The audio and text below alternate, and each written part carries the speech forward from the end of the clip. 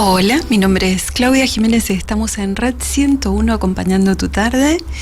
Y hoy vamos a hablarte de un tema, la verdad, bastante candente en estas épocas, que es cómo vivimos los shocks emocionales, esas situaciones que nos desestabilizan en la vida, ¿no? Y que son inesperadas.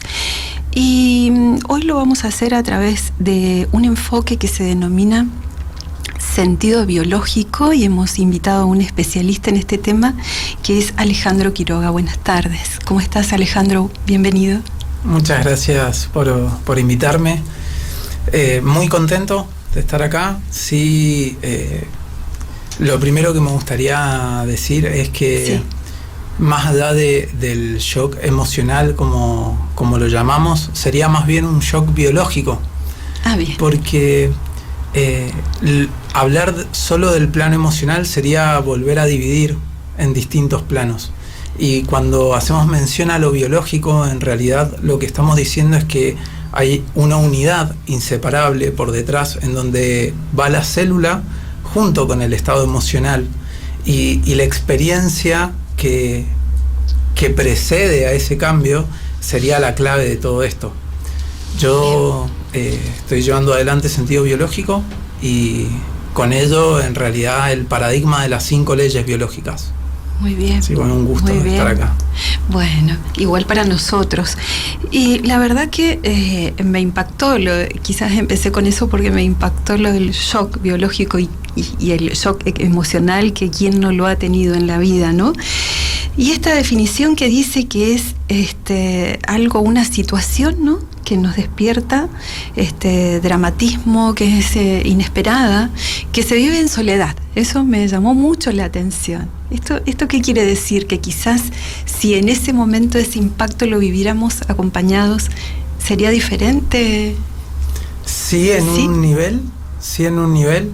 Solo que cuando hablamos de que se vive en soledad, lo que estamos diciendo es que me es imposible compartirlo, empatizarlo. Lo puedo vivir alrededor de 30 personas.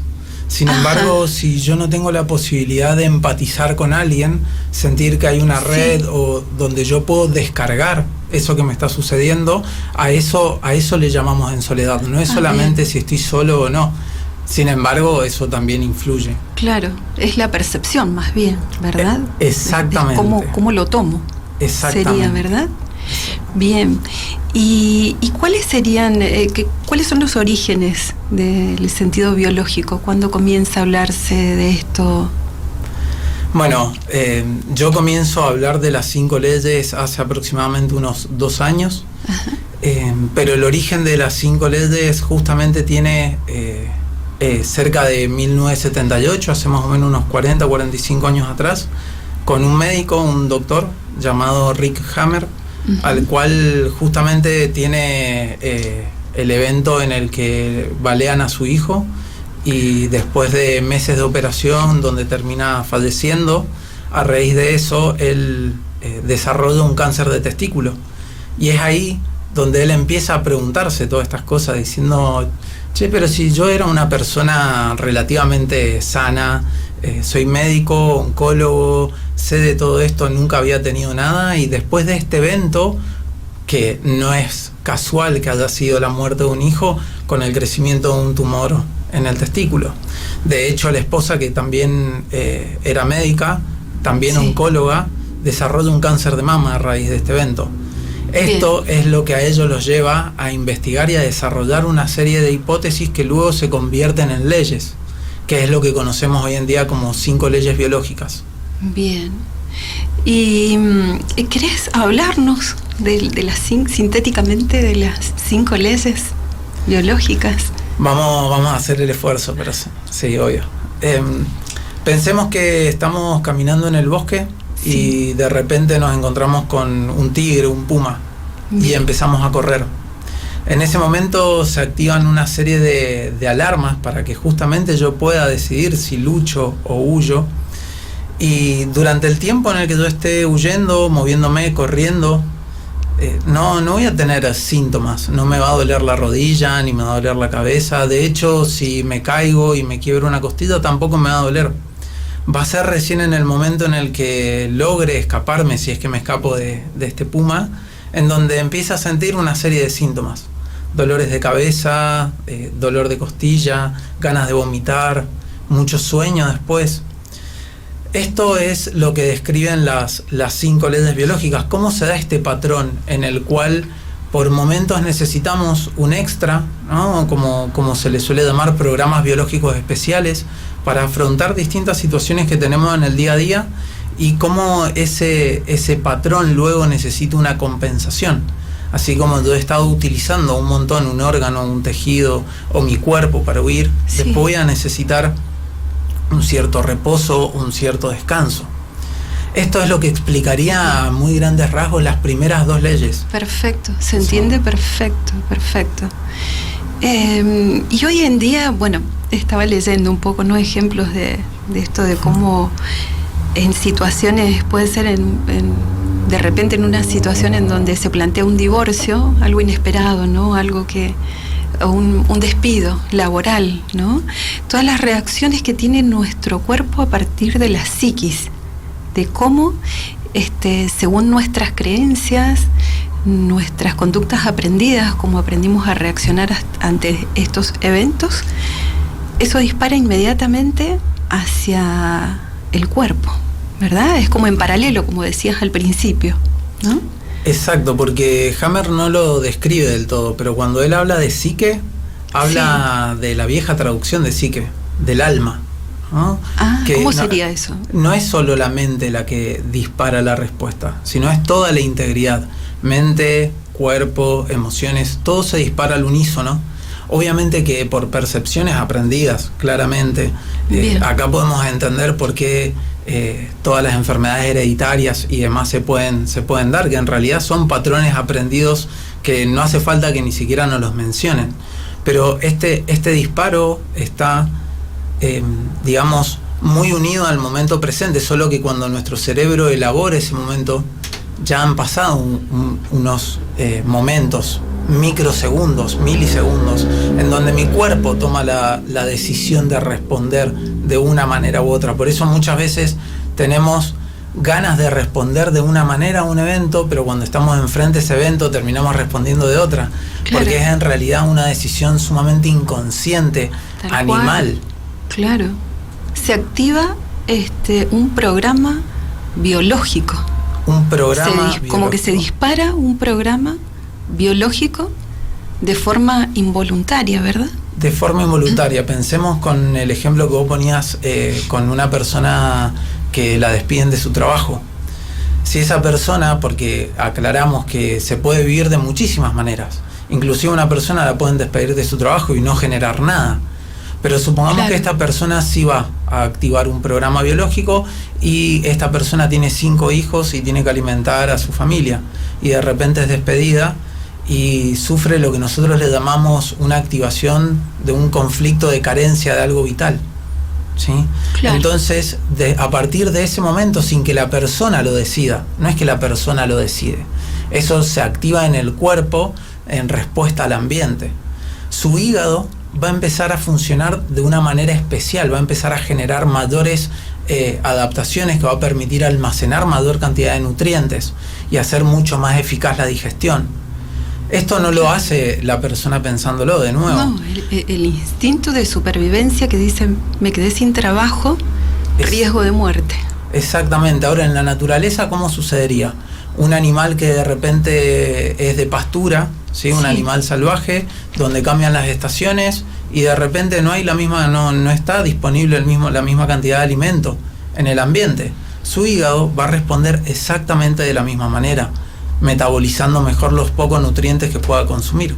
Nosotros a eso le empezamos a encontrar un sentido y empezamos a entender que los cambios que aparecen en el cuerpo no son un problema ni son un error.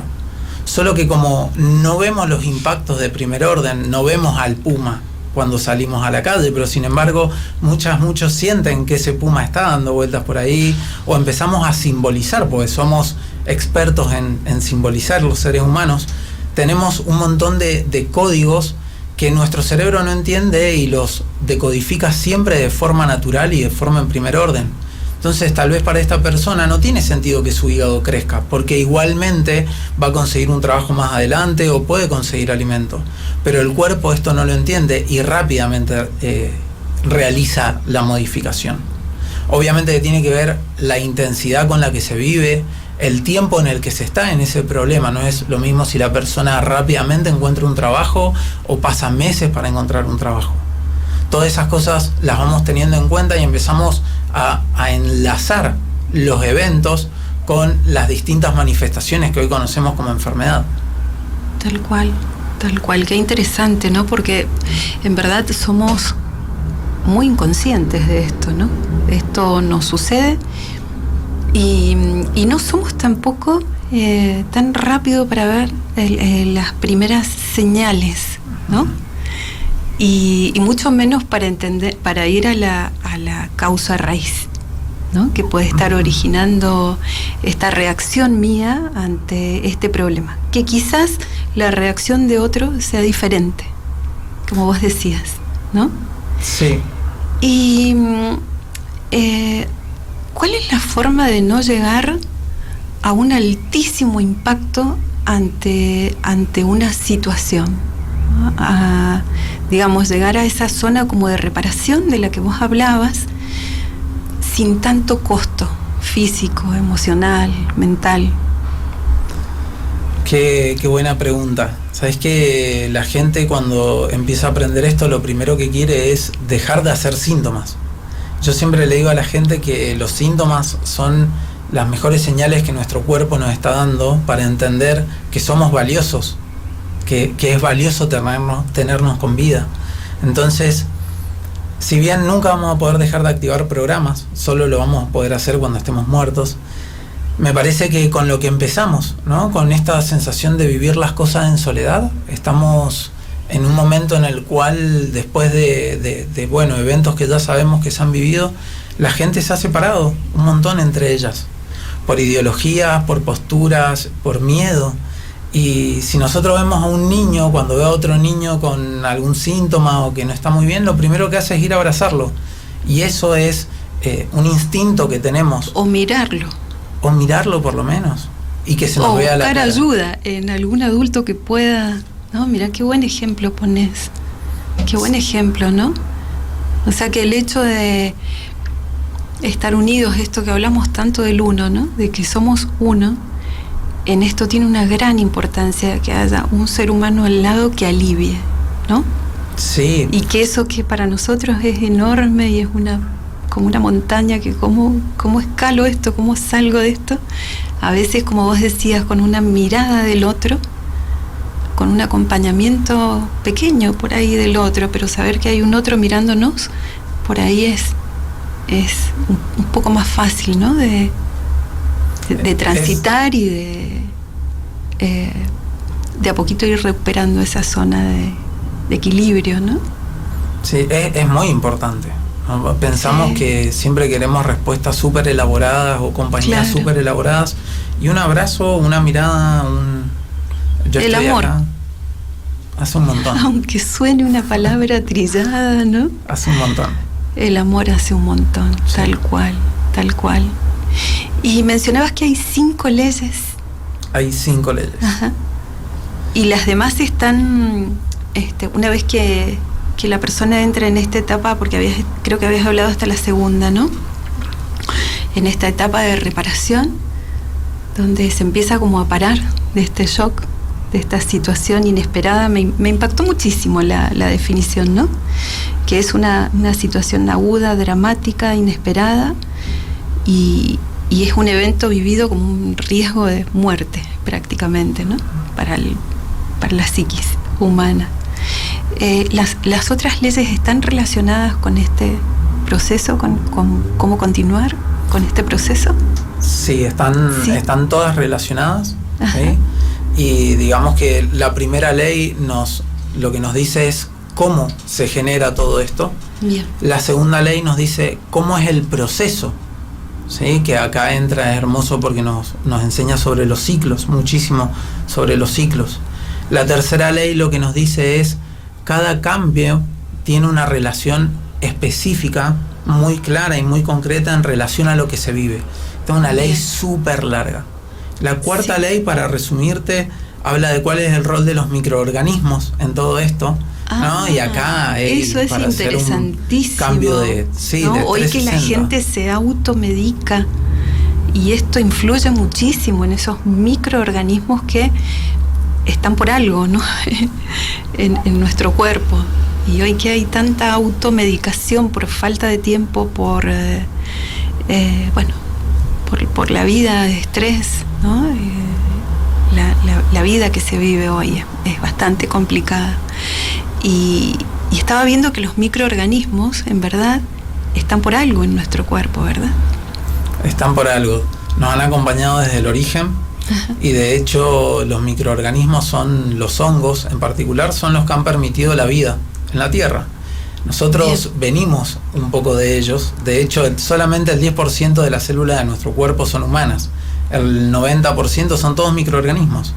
Entonces empezamos a entender que no solamente están para algo, sino que están para garantizar la vida y garantizar la adaptabilidad al ambiente. Si nos adaptamos es porque tenemos microorganismos en el cuerpo.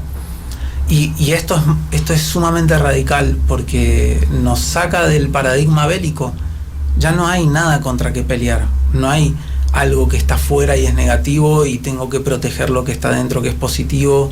No, hay una cooperación, hay una sinergia hermosa. Qué maravilloso esto. Qué maravilloso es ir hacia adentro, hacia la profundidad del ser humano en los procesos de lo que llamamos enfermedad, ¿no? Qué maravilloso. Bueno, ha sido un gusto y nos ha quedado muy cortito el tiempo. Así que, Ale, te esperamos para una próxima visita en Red 101 para seguir ampliando estas 5 leyes biológicas. Muchas gracias. Muchísimas gracias por invitarme. Bueno.